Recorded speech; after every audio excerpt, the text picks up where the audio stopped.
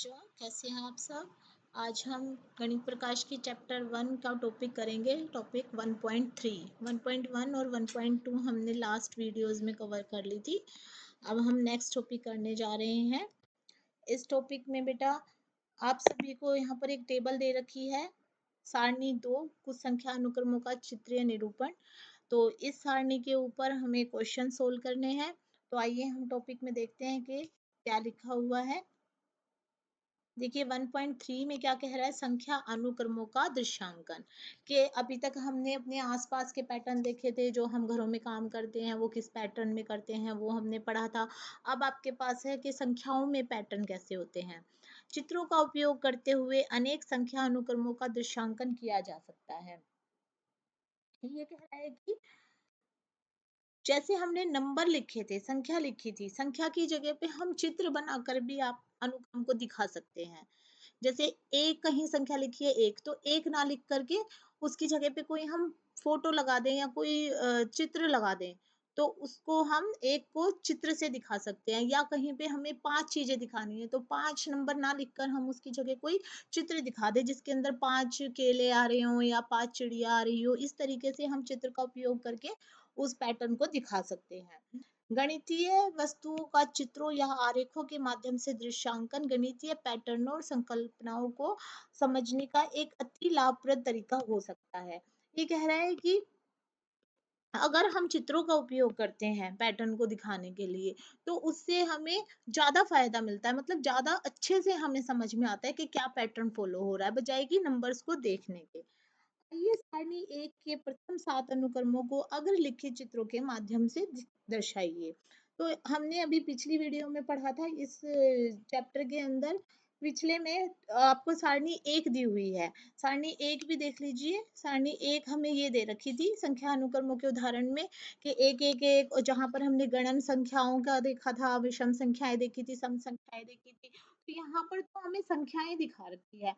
अब सारणी 2 में क्या कर रखा है, इन संख्याओं की जगह पे चित्रों का उपयोग करके इसी सारणी को दोबारा से बताया गया है।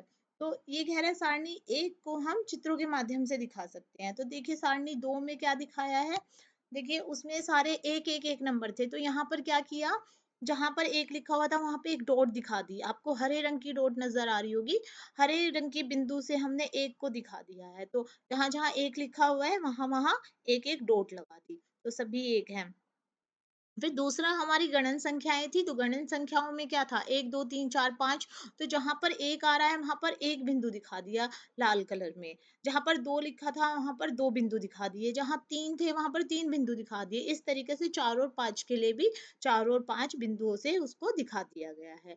फिर आगे विषम संख्याएं थी, तो विषम संख्या हमारी 1 3 5 7 9 थी। तो यहाँ पर भी वही किया है कि एक के लिए एक बिंदु दिखा दिया, 3 के लिए 3 बिंदु, 5 के लिए 5 बिंदु। तो इस तरीके से इनको चित्रों के माध्यम से दिखाया है। आगे सम संख्या आ गई, 2 4 6 8 10। तो 2 के लिए 2 बिंदु दिखा दिए, 4 के लिए 4। फिर उसके बाद त्रिभुजाकार संख्याएं हमने पढ़ी थी, 1 3 6 10 15। तो उसके लिए क्या किया, बिंदुओं के माध्यम से त्रिभुज बना दिए गए हैं। एक बिंदु एक जहां लिखा था वहां पर एक बिंदु, जहां 3 था वहां पे 3 बिंदुओं से त्रिभुज बना दिया। 6 संख्या के लिए 6 बिंदुओं से त्रिभुज बना दिया। तो इससे आसान हो गया, देखने से पता चल गया कि त्रिभुजाकार संख्या है, क्योंकि त्रिभुज के आकार में हमने उसको दिखा दिया है। ऐसे ही जो वर्ग संख्याएं थी उनको हमने क्या किया, बिंदुओं का उपयोग करते हुए वर्ग बना दिए हैं। तो वर्ग बना दिए तो यहाँ से देखकर ही पता लग गया कि ये वर्गाकार संख्याएं हैं। आगे जो घन थी, तो घन संख्याओं के लिए क्या किया, हमने घन बना दिए, 1 8 7, 1 8 27 64 125। तो एक के लिए छोटा घन बनेगा जिसमें एक ही घन आएगा। 8 के लिए छोटे छोटे 8 घनों को जोड़ के एक बड़ा घन बना दिया। 27 के लिए छोटे छोटे 27 घनों को जोड़ के एक बड़ा घन बना दिया। इसी तरीके से बड़े बड़े बड़े घन होते जा रहे हैं। तो जो सारणी एक थी उसी को हमने चित्र के माध्यम से दिखा दिया है। अब इसके अंदर क्या है हमारे पास, इसके अंदर अब इस सारणी के ऊपर क्वेश्चन पूछे गए हैं हमसे। क्या प्रश्न पूछे गए हैं, अब हम उन प्रश्नों पे चलते हैं। चलिए देखिए, आइए पता लगाए। पहला प्रश्न है हमारे पास, सारणी 2 में दिए संख्या अनुक्रमों को चित्रात्मक रूप से दर्शाने के लिए अपनी नोटबुक में प्रतिलिपि बनाकर प्रत्येक अनुक्रम के लिए अगला चित्र बनाइए। ये कह रहा है कि जो सारणी 2 में जितने भी चित्र दिए गए हैं उसको आपको अपनी कॉपी में बनाना है और उसके बाद उससे अगला नंबर क्या आएगा उसके लिए भी आपको चित्र बनाना है। तो चलिए हमने करके दिखाया हुआ है। देखिए ये फर्स्ट क्वेश्चन के लिए आपका आंसर ये है। देखिए जहां पर एक एक था वहां पर आप अगला चित्र जब बनाओगे तो एक डॉट और लगा दोगे। ठीक है, यहाँ पर एक डॉट आप और लगा दोगे। यहाँ पर पहले जितने एक थे वो सारे एक आप बना दोगे और एक डॉट और लगा दोगे। फिर उसके बाद क्वेश्चन में आपके पास 1 2 3 4 5 तक संख्याएं दे रखी थी, 5 तक डॉट लगी हुई थी। तो अगली संख्या क्या आएगी, 6 आएगी। तो 6 लिखकर आप 6 डॉट लगा देंगे। उसके बाद यहाँ पे 1 3 5 7 9 तक आपको दे रखा था। तो अगला नंबर क्या आएगा विषम संख्या में, अगला नंबर आपका आएगा 11। तो 11 के लिए आप 11 डॉट्स लगा देंगे यहाँ पर। अगली सम संख्याओं का था तो सम संख्या 2 4 6 8 10 तक आपको दी हुई थी। अगली सम संख्या हमारे पास आती है 12। तो 12 के लिए आपको 12 डॉट्स लगा देनी है, 12 बिंदु लगा देने हैं। उसके बाद आपके पास त्रिभुजाकार संख्याएं थी 1 3 6 10 15 तक आपको दे रखी थी। उससे अगली जो त्रिभुजाकार संख्या होती है वो होती है 21। तो 21 के लिए आप 21 बिंदुओं से त्रिभुज बना देंगे। तो आप शुरुआत करेंगे ऊपर एक बिंदु लेकर, फिर नीचे वाली लाइन में 2 बिंदु लेंगे, फिर 3 बिंदु लेंगे। इस तरीके से एक-एक बिंदु को आप बढ़ाते जाएँगे। पहले लाइन में 1 बिंदु, फिर 2 बिंदु, फिर 3 बिंदु, फिर 4 बिंदु और लास्ट में आपको कितने बिंदु ले लेने हैं? 6 बिंदु ले लेने हैं। जब आप यहाँ पर 6 बिंदु ले लोगे तो आपके टोटल जो है कुल मिला के 21 बिंदु बन जाएँगे। ठीक है? 1 से शुरुआत करके 6 बिंदु तक आपको जाना है। इसके बाद आपके पास वर्गाकार संख्याएं थी। तो देखिए 25 तक आपको दे रखा था। अब ये है 36। 36 के लिए आपको बिंदु लगाने हैं। तो आप क्या करेंगे, 6 लाइनों में, ये आपको 6 लाइनों के अंदर 6 ही बिंदु लिखने हैं। 6 लाइनों में आपको 6 ही बिंदु करने हैं। 3 4 5 6, जब आप 6 बिंदु करते जाएंगे तो टोटल आपके पास हो जाएंगे 36। ठीक है। इसके बाद आपके पास आ जाती है घन संख्याएं। तो घन के लिए 1 8 27 64 125 आपको दिया हुआ था, बाद में है 216। तो 216 के लिए आप क्या करेंगे, देखिए 1 2 3 4 5 6, 6 छोटे छोटे घन लेंगे आप। जब आप ऐसे बनाएंगे तो यहाँ पर भी 6 लेंगे ऐसे, यहाँ पर भी 6 लेंगे। ठीक है, और फिर यहाँ पर भी 6 लेंगे। इस तरीके से आपको बनानी है। तो ये आपके पास नेक्स्ट जो चित्र है, अगला चित्र जो है वो आपको बना देना है घन का। ठीक है, तो ये वाला आपका था प्रश्न नंबर 1। तो आइए अब अगले प्रश्न पे चलते हैं हम। अगले प्रश्न में हमसे क्या पूछा गया है, 1 3 6 10 15 त्रिभुजाकार संख्याएं क्यों कहलाती है? 1 4 9 16 25 वर्ग संख्याएं या वर्ग क्यों कहलाती है? और 1 8 27 64 125 घन संख्याएं या घन क्यों कहलाती है? कारण पूछ रहा है कि इन संख्याओं को हम त्रिभुजाकार, वर्गाकार और घन संख्याएं क्यों कहते हैं? तो इसका आंसर है आपका,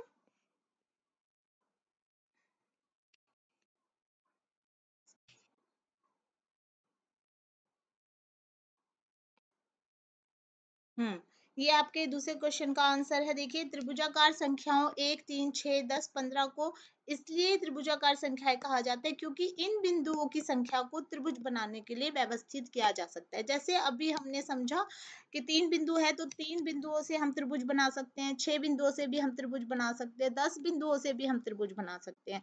तो इन संख्याओं से हम त्रिभुज बना सकते हैं, इस वजह से इनको हम क्या कहते हैं, त्रिभुजाकार संख्याएं कहते हैं। यही सेम आंसर वर्ग संख्याओं के लिए हो जाएगा कि वर्ग संख्याएं 1 4 9 16 25 इसलिए वर्ग संख्याएं कहलाती है क्योंकि इन बिंदुओं की संख्या को व्यवस्थित करके एक वर्ग बनाया जा सकता है, कि उनको हम अरेंज करके क्या करेंगे, एक वर्ग बना देंगे बिंदुओं से।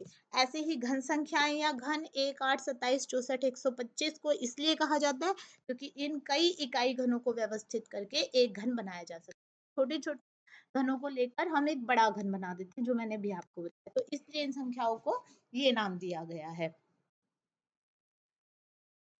अब आगे आ जाइए आप अगले प्रश्न पे। अगले प्रश्न में हमें क्या पूछा गया है, आपने ध्यान दिया होगा कि 36 एक त्रिभुजाकार संख्या और वर्गाकार संख्या दोनों है। जब आप सारणी में देखोगे तो 36 एक ऐसी संख्या है जो त्रिभुजाकार संख्या में भी आ रही थी और वर्गाकार में भी आ रही थी। इसका मतलब क्या है कि 36 बिंदुओं को त्रिभुज और वर्ग दोनों में पूरी तरह व्यवस्थित किया जा सकता है। जो 36 बिंदु हैं उससे हम वर्ग भी बना सकते हैं और त्रिभुज भी बना सकते हैं, इसलिए वो त्रिभुजाकार संख्या भी है और वर्गाकार संख्या भी है। इसे स्पष्ट करते हुए अपनी नोटबुक में चित्र बनाइए। तो वो कह रहा है कि 36 बिंदुओं का यूज करते हुए आपको त्रिभुज भी बनाना है अपनी कॉपी में और वर्ग भी बनाना है। उसके बाद कह रहा है इससे ज्ञात होता है कि एक ही संख्या को अलग अलग तरीकों से दर्शाया जा सकता है, कि जब हम इसको बना देंगे वर्ग और त्रिभुज, तो इससे हमें ये पता चला कि एक संख्या को हम अलग अलग तरीके से दिखा सकते हैं, त्रिभुज के आकार में भी दिखा सकते हैं, वर्ग के आकार में भी दिखा सकते हैं। तो और संदर्भ के आधार पर अलग अलग भूमिकाएं निभाई जा सकती है। कुछ अन्य संख्याओं को अलग अलग तरीकों से चित्रात्मक रूप से दर्शाने का प्रयास कीजिए। तो ये कह रहा है कि 36 तो इन्होंने बता दिया, आपको बना के दिखाना है। 36 के अलावा भी आपको एक दो संख्या और ऐसी लेकर दिखानी है जिसको आप दो अलग अलग तरीकों से दिखा सकते हो, बिंदुओं के माध्यम से व्यवस्थित कर सकते हो। तो यहाँ पे आप कैसे करेंगे देखिए।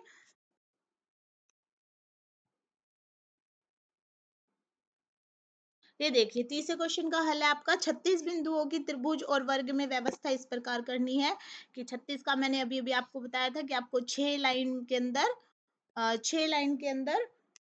6 ही बिंदु लगाने हैं, तो आपके पास 36 बिंदु आ जाएंगे और आपका वर्ग बन जाएगा।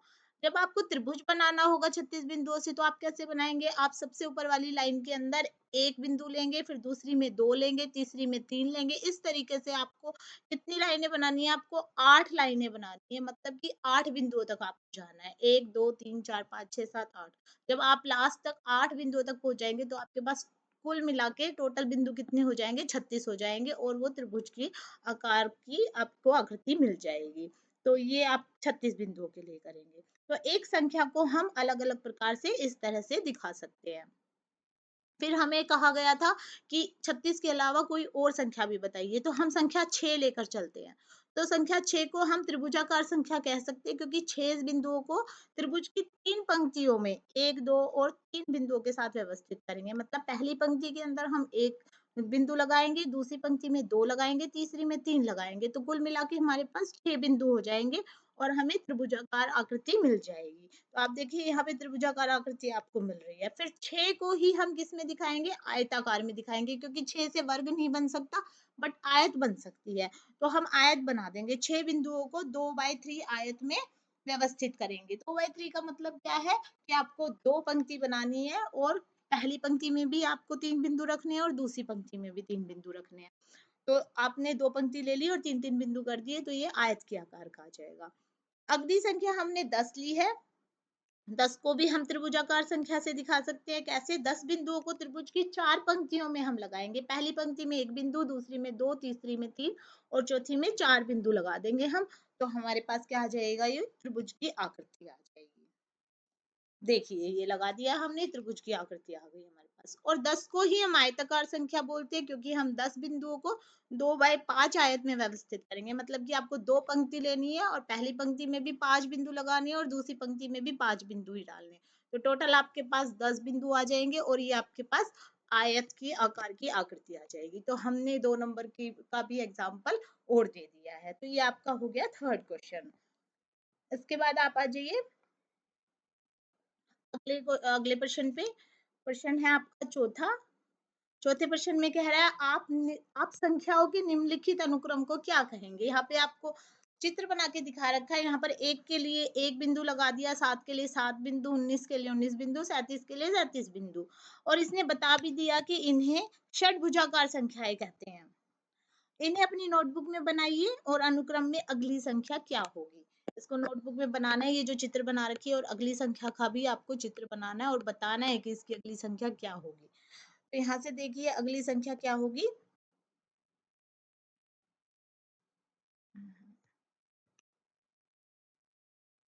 ये देखिए, ये अगली संख्या के लिए हमने एक क्वेश्चन यहाँ पर कर रखा है। देखियो, 1 7 19 और 37 तो आपको क्वेश्चन में दिया हुआ है।